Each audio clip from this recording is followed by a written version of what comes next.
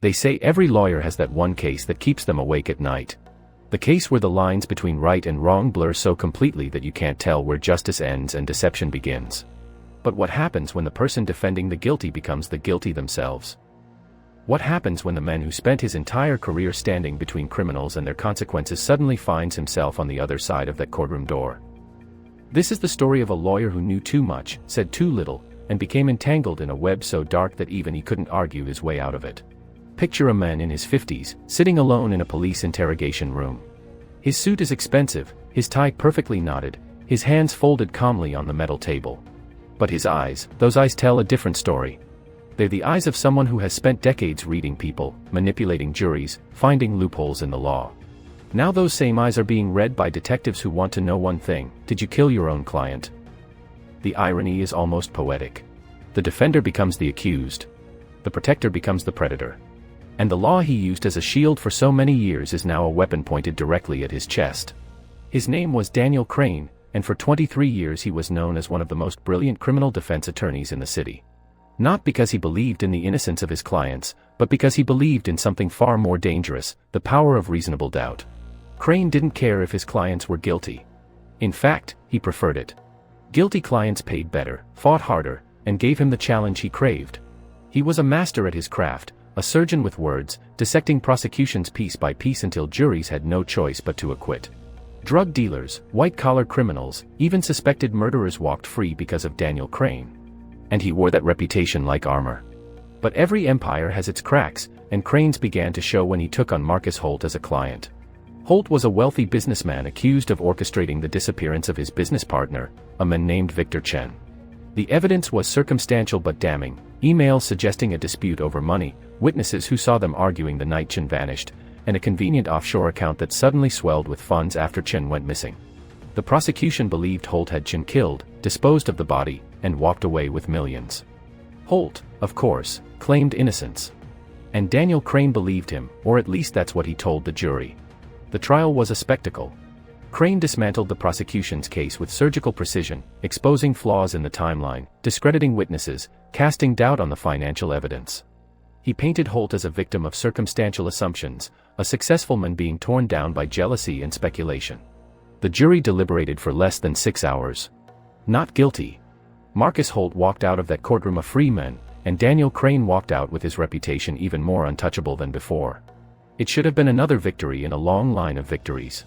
But victories, like secrets, have a way of resurfacing when you least expect them. 3 months after the trial, Marcus Holt was found dead in his penthouse apartment. A single gunshot to the head, no signs of forced entry, no witnesses. The initial investigation suggested suicide. Holt had been under immense public scrutiny since the trial, his business was crumbling, his reputation destroyed despite the acquittal. It made sense that he might take his own life. But then the detectives found something that changed everything: a voicemail on Holt's phone, left just hours before his death. And the voice on that message belonged to Daniel Crane. The recording was brief but chilling. Crane's voice, usually so composed, sounded strained, almost desperate. "Marcus, we need to talk. Tonight. You can't keep doing this. You're going to destroy both of us." The message ended abruptly, as if Crane had more to say but thought better of it. When detectives brought Crane in for questioning, he admitted to leaving the message. He said Holt had been threatening to reveal certain information about the trial, information that could damage Crane's career. But he insisted he never went to Holt's apartment that night. He said he changed his mind, stayed home, and had no idea Holt was planning to kill himself. It was a reasonable explanation. Too reasonable. And that's what made the detectives suspicious. Because here's the thing about Daniel Crane: he was too good at this. Too good at crafting narratives, at anticipating questions, at controlling the story. Every answer he gave felt rehearsed, every pause calculated. He knew exactly how much to reveal and how much to hide. And for detectives who had seen countless guilty people try to talk their way out of crimes, Crane's performance felt less like innocence and more like a masterclass in deception. They started digging deeper, and what they found painted a picture far darker than anyone had imagined. It turned out that Daniel Crane and Marcus Holt had a relationship that went far beyond attorney and client. Financial records showed that Crane had received payments from Holt that far exceeded his legal fees, payments that were routed through shell companies and offshore accounts.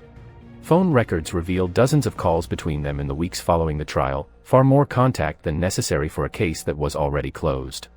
And then there was the testimony of a paralegal who had worked in Crane's office, someone who came forward after Holt's death with a troubling story. She claimed that a few days before the trial ended, she overheard Crane on the phone saying something that made her blood run cold. "If he talks, we both go down. I'll handle it." Suddenly the narrative shifted. What if Daniel Crane hadn't just defended a guilty man? What if he had been complicit in the original crime? What if he knew exactly where Victor Chen's body was because he had helped make Chen disappear? And what if Marcus Holt, consumed by guilt or fear or greed, had threatened to confess everything, and Crane had silenced him permanently? The evidence was still largely circumstantial, but it was building, piece by piece, into a case that looked disturbingly familiar. It was the same kind of case Crane had demolished dozens of times in his career. Only now, he was on the receiving end. The media frenzy was immediate and ruthless. The lawyer who defended monsters was now accused of being one himself. Talk shows dissected his past cases, questioning how many guilty clients he had freed and what he might have known about their crimes. Legal analysts debated whether Crane had crossed the line from zealous advocacy into criminal conspiracy. And the public, always hungry for a fall from grace, watched with a mixture of horror and fascination as the man who had made a career out of manipulating the truth now faced the consequences of his own deceptions. But through it all, Daniel Crane remained calm, composed, almost serene. Because he knew something that no one else did, he was still the smartest person in the room. When Crane was finally arrested and charged with conspiracy to commit murder and the murder of Marcus Holt, he did something unexpected. He refused to hire another attorney. He chose to represent himself. Legal experts called it arrogance, a desperate gamble by a man who had run out of options. But those who knew Crane understood it was something else entirely: control. He couldn't trust anyone else to tell his story the way it needed to be told. He couldn't risk another lawyer missing the details, the nuances, the carefully constructed narrative he had spent months perfecting. If he was going down, he would do it on his own terms. The trial became one of the most watched legal proceedings in decades. Daniel Crane stood before a jury, not as a defender this time, but as a defendant. And yet, somehow, he still commanded the room. His opening statement was a masterpiece of rhetoric, a careful blend of vulnerability and defiance. He admitted his mistakes, acknowledged the questionable financial dealings with Holt, confessed to poor judgment and ethical lapses. But he drew a hard line at murder. He explained the voicemail, the payments, the late-night calls, all of it, with a narrative that was almost believable. He claimed Holt had been blackmailing him, threatening to fabricate evidence that would implicate Crane in Chen's disappearance unless Crane continued to protect him. Crane said he had been trapped, too afraid to go to the authorities because he knew how it would look, how his past would be used against him.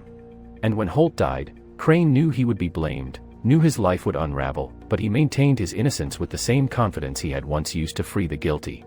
The prosecution fought back hard, presenting the financial evidence, the witness testimony, the timeline that placed Crane near Holt's apartment the night of the murder. But Crane countered every point, poked holes in every argument, reminded the jury that circumstantial evidence is not proof, that suspicion is not certainty. He used every trick he had learned in 23 years of defending criminals, every manipulation, every psychological tactic. And as the trial wore on, something strange began to happen. The jury started to doubt. Not because they believed Crane was innocent, but because he had reminded them of the most fundamental principle of the justice system: reasonable doubt. In the end, the verdict came down to a question that had no easy answer. Was Daniel Crane a killer who used his legal expertise to cover his tracks, or was he a flawed man who had made terrible choices but stopped short of murder? The jury deliberated for 3 days. When they returned, the courtroom was silent, the air thick with anticipation.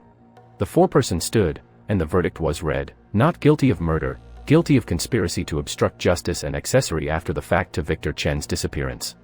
It was a split decision, a compromise that satisfied no one. Crane had avoided a life sentence, but he would still spend years behind bars. The man who had freed so many would now lose his own freedom. As the bailiffs led him away, Daniel Crane looked back at the courtroom one last time. His face showed no emotion, no relief, no regret. Just that same calm, calculating expression he had worn for decades. And in that moment, everyone watching understood the same terrible truth: we would never really know what happened. We would never know if Crane pulled the trigger or if Holt truly killed himself.